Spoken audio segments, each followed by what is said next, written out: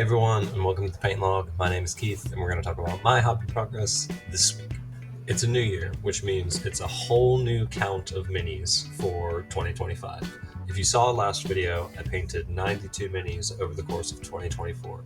So one of my New Year's resolutions is to paint 100 minis. I'm taking it small, I'm not going to try and push myself too much, but I would like to get over that 3-digit mark. As a small aside, I do want to thank everyone for your support over the last video. It seemed like a lot of people liked it, and we even got a new subscriber. So if you are that new subscriber, welcome to the Paint Log, and I hope you enjoy your stay here. Everyone be nice, don't ask them the face question.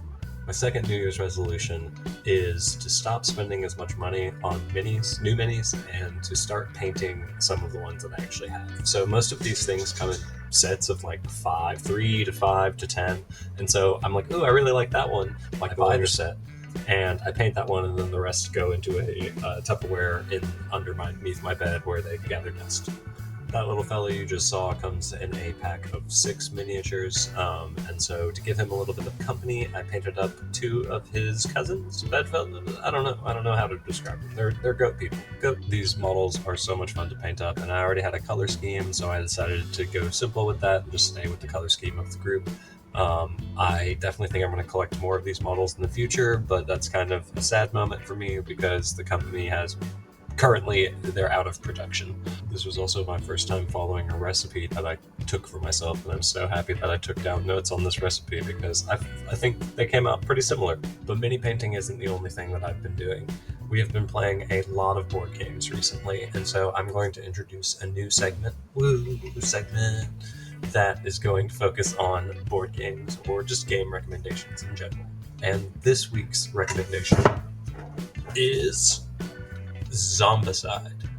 Now, Zombicide is a cooperative strategy game in which you take the control of 1 to 6 survivors, depending on how many people you are playing with, and you control them and try and complete objectives in a town that is overrun with zombies.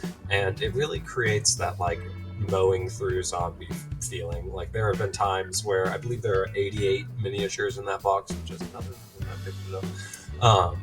But there were times where the entire box was empty and it was on the field, and there's 6 guys and gals that are just like out there pew pew pew pew pew. The game is very rewarding when you successfully pull off the mission. I believe there are 11 missions, including the tutorial in the rule books that you could go through, and then there's a QR code on the box that gives you access to 4 additional missions, so 14 in total.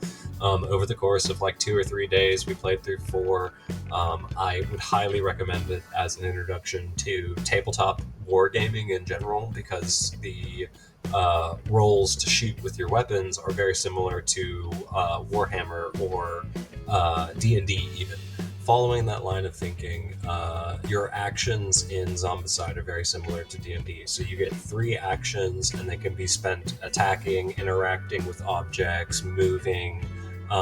It is very, very similar to the action economy in D&D 5e. The only drawback that I can think of is that it is somewhat pricey. So depending on what edition you're looking for, there's multiple editions. We got the Wild West one, but there's a standard like city urban exploring one. There's like a fantasy one, a sci-fi one. I even believe there's a Marvel superheroes one.